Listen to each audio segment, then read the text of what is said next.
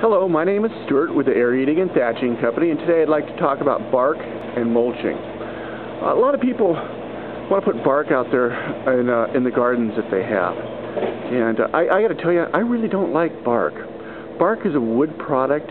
It's dyed. And if you're buying bark and you're going to be using bark for weed suppression, you want to make sure that the bark you get is guaranteed salt-free.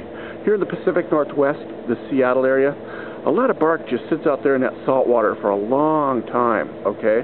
You take that stuff and you put that out there in your garden, and then the rains start happening, and boy, you get a lot of salt washed into your plants, and a lot of plants, they really can't take that, and it's not that good for the soil. I really like mulch, okay? When mulch breaks down, it adds to the soil, encourages worms, all kinds of good beneficial things happen. Plus you get the weed suppression in there too.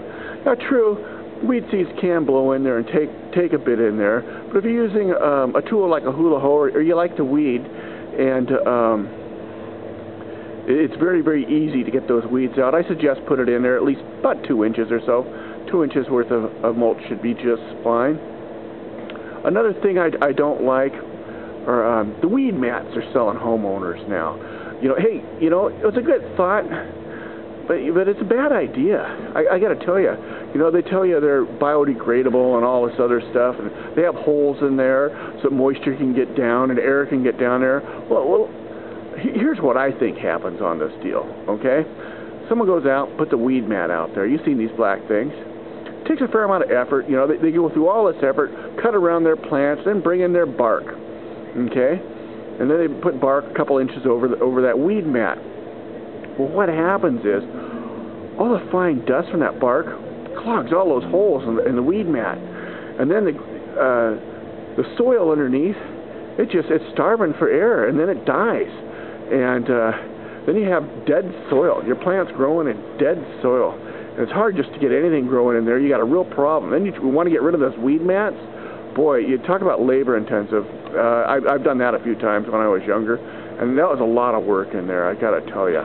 And so that's a lot of effort for minimal returns. I don't like weed mats, but I do like mulch. Mulch is really, really good. It's good for the environment. It really helps save on your watering bill too. You know, summer starts coming along here, and you know, if the rains hit and things like that, mulch helps hold the moisture in. Helps hold the moisture down there for the roots of your plants. Helps protect it. Helps it keep them from drying off. And it's just an all-around good deal as far as I'm concerned. Anyways, I thank you very much. If you have more questions, you can visit aerating-thatching.com and look at my landscape advice page. I thank you very much. Bye-bye.